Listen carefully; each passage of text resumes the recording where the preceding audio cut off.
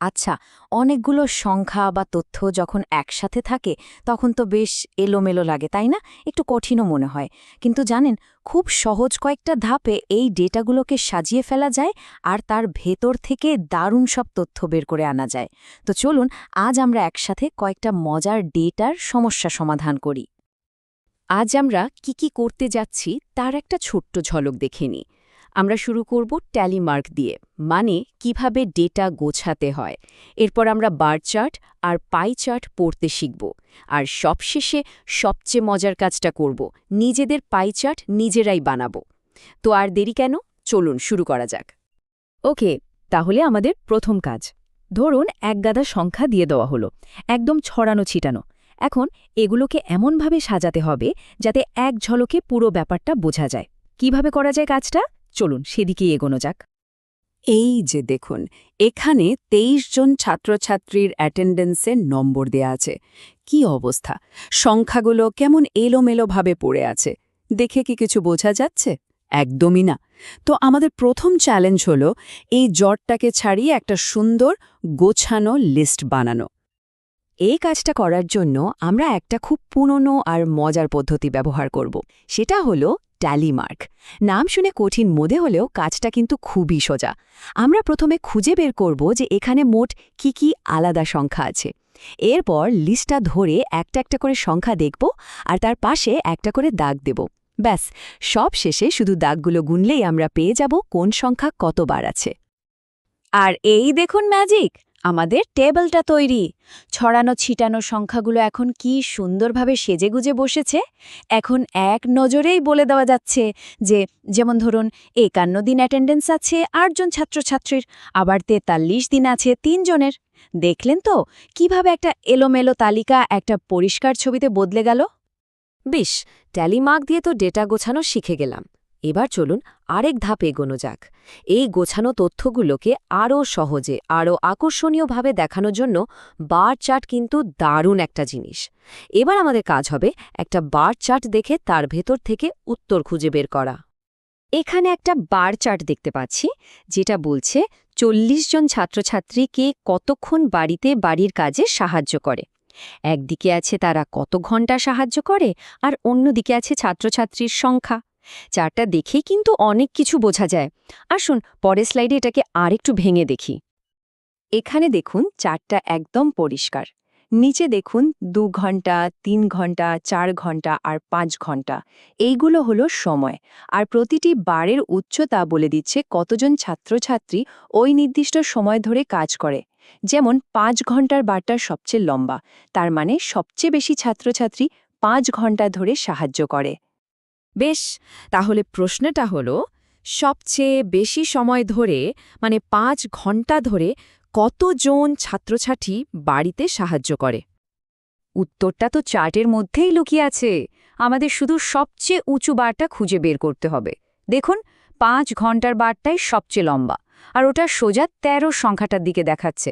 তার মানে উত্তর হলো ১৩ জন। বাহ, বার চার্টের ব্যাপারটা তো আমরা বেশ ভালোই বুঝে গেছি। এবার চলুন একদম অন্যরকম দেখতে একটা চার্টের সাথে পরিচিত হই, পাই চার্ট। একটা আস্ত পিৎজা বা কেককে যেমন স্লাইস করা হয়, পাই চার্টও ঠিক সেভাবেই একটা পুরো জিনিসকে তার বিভিন্ন অংশে ভাগ করে দেখায়। এখানে আমাদের সামনে দুটো পাই চার্ট আছে। একটা হলো গানের পছন্দ নিয়ে, আর অন্যটা প্রিয় ঋতু নিয়ে। চলুন গানের চার্টটা দিয়ে শুরু করি। ভাবুন, এই পুরো গোল বৃত্তটা হলো মোট শ্রোতা, আর এর ভেতরের এক একটা রঙিন টুকরো হলো এক এক ধরনের গানের ভক্ত। যে টুকরোটা যত বড়, সেই গান তত বেশি মানুষের পছন্দ। আচ্ছা, এক নজরে দেখে বলুন তো কোন টুকরোটা সবচেয়ে বড় লাগছে। ঠিক তাই, দেখুন আধুনিক গানের অংশটা, যেটা ৪০%, সেটাই সবচেয়ে বড়। তার মানে এটাই সবচেয়ে জনপ্রিয়। আর সবচেয়ে ছোট অংশ কোনটা? ওই যে লোকসঙ্গীত, মাত্র ১০%। সুতরাং এটা সবচেয়ে কম জনপ্রিয়। এবার আসা যাক ঋতুর চার্টে। এখানে কিন্তু একটা ছোট্ট টুইস্ট আছে। আমাদের শুধু বললেই হবে না কোনটা বেশি পছন্দের, আমাদের বের করতে হবে ঠিক কতজন মানুষ ওটা পছন্দ করে। কাজটা কিন্তু খুব কঠিন না। চার্ট বলছে শরৎকাল পছন্দ করে 40% মানুষ, আর আমাদের বলা হয়েছে মোট মানুষ হলো 180 জন। তাহলে আমাদের শুধু 180-র 40% বের করতে হবে। হিসাবটা কিভাবে করব? খুব সোজা। 180কে 40 দিয়ে গুণ করে 100 দিয়ে ভাগ করলে দাঁড়ায় 72। তার মানে 180 জনের মধ্যে 72 জনই শরৎকাল পছন্দ করে। এতক্ষণ তো আমরা অন্যের বানানো চার্ট পড়া শিখলাম, কিন্তু যদি নিজেদেরকে একটা চার্ট বানাতে হয় কেমন হবে ব্যাপারটা? চলুন এবার আমরা নিজেরাই ডেটা থেকে একটা পাই চার্ট বানানো শিখি, ধাপে ধাপে। আমাদের কাজটা শুরু হচ্ছে এই টেবিলটা দিয়ে। এখানে একটা বেকারির 4টা জিনিস, সাধারণ পাউরুটি, স্লাইস পাউরুটি, কেক আর বিস্কিট কত টাকার বিক্রি হয়েছে তার একটা হিসাব আছে। আমাদের টার্গেট হলো এই তথ্যগুলোকে একটা পাই চার্টে দেখানো। পাই চার্ট বানানোর জন্য আমাদের মোট 3টে ধাপ পেরোতে হবে। স্টেপ 1, সব মিলিয়ে মোট কত টাকার বিক্রি হয়েছে সেটা বের করতে হবে। স্টেপ 2, প্রত্যেকটা জিনিস মোট বিক্রির কত অংশ সেই ভগ্নাংশটা বের করতে হবে। আর ফাইনাল স্টেপ, আমরা জানি একটা বৃত্ত মানে 360 ডিগ্রি, তাই ওই ভগ্নাংশটা 360 ডিগ্রির মধ্যে কত ডিগ্রি কোণ তৈরি করবে সেটা হিসাব করতে হবে। এই টেবিলে দেখুন পুরো হিসাবটা করে দেওয়া আছে। একটা উদাহরণ দেখি কেমন। সাধারণ পাউরুটি বিক্রি হয়েছে 320 টাকার, আর মোট বিক্রি হয়েছে 720 টাকা। তাহলে এর ভগ্নাংশ হল 720 ভাগের 320 ভাগ, আর এই ভগ্নাংশকে 360 ডিগ্রি দিয়ে গুণ করলেই আমরা পেয়ে যাচ্ছি এর কোণটা, যা হলো 160 ডিগ্রি। ঠিক একইভাবে বাকিগুলোরও কোণ বের করা হয়েছে। এবার শুধু এই কোণগুলো মেপে চার্টটা এঁকে ফেলার পালা। এবং তৈরি আমাদের পাই চার্ট। দেখুন কি সুন্দর লাগছে। প্রত্যেকটা জিনিসের বিক্রির পরিমাণ অনুযায়ী তার স্লাইসের আকার ঠিক করা হয়েছে।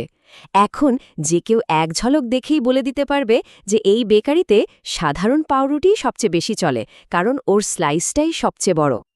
তো আজকের এই পুরো আলোচনা থেকে আমরা কি কি শিখলাম চলুন খুব তাড়াতাড়ি একবার দেখে নিই। তাহলে মূল ব্যাপারটা কি দাঁড়ালো? প্রথমত, ট্যালি চার্ট দিয়ে আমরা খুব তাড়াতাড়ি এলোমেলো ডেটা গুছিয়ে ফেলতে পারি। দ্বিতীয়ত, বার চার্ট ব্যবহার করে আমরা বিভিন্ন জিনিসের মধ্যে তুলনা করতে পারি খুব সহজে। আর তৃতীয়ত, পাই চার্ট আমাদের দেখায় যে একটা পুরো জিনিসের বিভিন্ন অংশ আসলে কত বড় বা ছোট। আর হ্যাঁ, পাই চার্ট বানানোর জন্য ওই কোণ বের করার সূত্রটা কিন্তু মনে রাখতে হবে।